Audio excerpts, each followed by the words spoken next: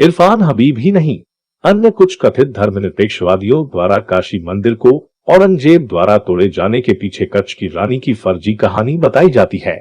इस कहानी में कहा जाता है कि रानी काशी दर्शन के लिए गई थी। उस दौरान मंदिर के पुजारियों ने उनका अपमान किया। इसके बाद औरंगजेब ने इसे ढाने का आदेश दिया था। समाज के एक बड़े तबके द्वारा मुगल शासन, खासकर कट्टरपंथी औरंगजेब को धर्मनिरपेक्ष बताने की कोशिश की जाती है। हालांकि इतिहास में ऐसे कई तथ्य भी मौजूद हैं जो औरंगजेब के बारे में किए जाने वाले ऐसे दावों का खंडन करते हैं। उनमें एक साक्ष्य औरंगजेब का वो आदेश है जिसे 9 अप्रैल को काशी सहित देश के सभी मंदिर को तोड़ने के लिए दिया गया था।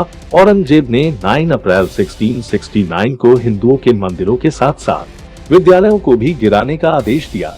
आदेश को काशी मथुरा के मंदिरों से लेकर उसके सल्तनत के अधीन आने वाले सभी 21 सूबों में लागू किया गया था।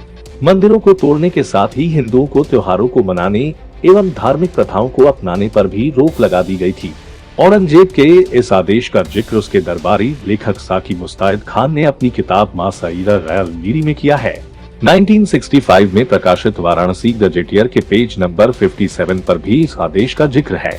इतिहासकारों का मानना है कि इस आदेश के बाद सोमनाथ, काशी विश्वनाथ, केशवदेव समेत सैकड़ों मंदिरों को गिरा दिया गया। औरंगजेब के आदेश के बाद समय समय पर जिन मंदिरों को गिराया गया था उनमें गुजरात का सोमनाथ मंदिर, काशी विश्वनाथ मंदिर, मथुरा के केशवदेव मंदिर, अहमदाबाद का चिंतामणि मंदिर, बीजापुर का मंदिर, वडनगर के हथेश्वर मंदिर, उदयपुर में झीलों के किनारे बने त्रिमंदिर, उज्जैन के आसपास के मंदिर, सवाई माधोपुर में मलारना मंदिर, मथुरा में राजा मानसिंह द्वारा 1590 में निर्माण कराए गए गोविंद देव मंदिर आदि प्रमुख हैं। औरंगजेब के आदेश पर न सिर्फ मंदिरों को तोड़ा गया बल्कि वहां लगाए गए शिलालेखों को भी नष्ट किया गया ताकि हिंदू अपने वास्तविक इतिहास से हमेशा के लिए अनजान रह जाएं।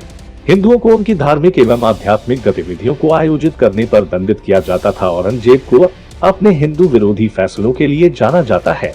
अपने शासनकाल के 11 वर्ष में झरोखा दर्शन पर प्रतिबंध लगा दिया था। झरोखा दर्शन राजाओं द्वारा अपने किले महलों की बालकनी झरोखा से लोगों को संबोधित करने की दैनिक की क्रिया थी। इस दौरान जनता अपनी समस्या सीधे राजा से कहती थी और राजा उसका निवारण करते थे। अपने शासन के 12वें वर्ष में औरंगजेब ने ताऊ प्रथा पर प्रतिबंध लगा दिया था। इस प्रथा के अंतर्गत राजा, महाराजा या किसी व्यक्ति को तराजू में तरफ बैठा दिया जाता था और उसके भार के बराबर अनाज आदि तौलकर गरीबों में बांट दिया जाता था या पशु पक्षियों को खिला दिया जाता था। हालांकि इरफान हबीब जैसे इतिहासकार औरंगजेब के कट्टरपंथी स्वभाव को उदार दिखाने की कोशिश करते रहे हैं। वे मंदिर आदि तुड़वाना ताकत की निशानी का दिखावा बताते हैं। मुगलों के प्रति आदर का भाव रखने वाले इतिहासकार इरफान हबीब का कहना है कि औरंगजेब ने मंदिर तोड़वाए थे क्योंकि उस दौरान कोई दूसरा राजा उस साम्राज्य को जीतता था तो वह सबसे पहले उस साम्राज्य के प्रतीक को खत्म करना चाहता था। इरफान हबीब ने ब्राह्मण वंश के शुंग एवं पल्लव का उदाहरण दिया है।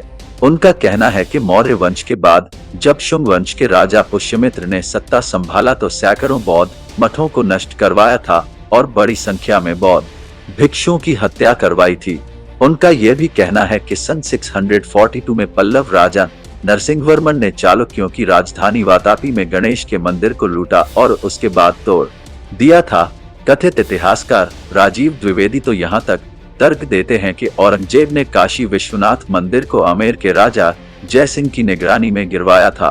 द्विवेदी का ये तर्क पूर्वाग्रह और पक्षपात से जुड़ा हुआ नजर आता है। इतिहासकारों का कहना है कि मंदिर गिराने का आदेश औरंगजेब ने जरूर दिया था, लेकिन मंदिर को गिराने का काम आमेर के राजा जय सिंह की देखरेख में किया गया था। जिस समय औरंगजेब ने काशी विश्वनाथ मंदिर को गिरवाया था उससे पहले ही शिवाजी महाराज की मदद करने के कारण 9 को दिया था। वहीं औरंगजेब ने 8 सितंबर 1667 ईस्वी को बीजापुर से लौटते समय मध्य प्रदेश के बुरहानपुर में राजा जय सिंह की हत्या अपने विश्वास पात्रों के जरिए जहर देकर करवा दी थी। इस तरह मंदिर विध्वंस के फरमान निकलने से 2 साल पहले ही जय सिंह की मृत्यु हो चुकी थी। दक्षिण में शिवाजी महाराज के नेतृत्व में मराठों के शक्तिशाली होते जाने के कारण पूर्व के सभी अभियानों में सफल रहे आमेर के महाराजा जय सिंह के नेतृत्व में 1.40 लाख सैनिकों को औरंगजेब ने भेजा था। जय सिंह के साथ औरंगजेब ने दिलेर खान को भी भेजा था।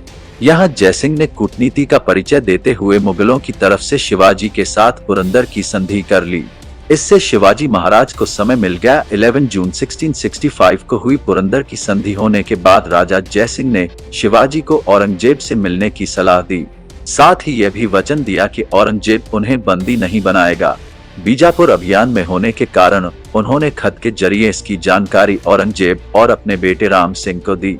हालांकि जैसे ही शिवाजी औरंगजेब से मिलने आगरा पहुंचे तो उन्हें उनके 9 साल के बेटे संभाजी के साथ बंदी बना लिया गया। सिंह की निगरानी में काशी विश्वनाथ मंदिर गिराने की कहानी इसलिए भी झूठी लगती है कि इसका पुनर्निर्माण अकबर के समय उनके पूर्वज राजा मानसिंह ने कराया था।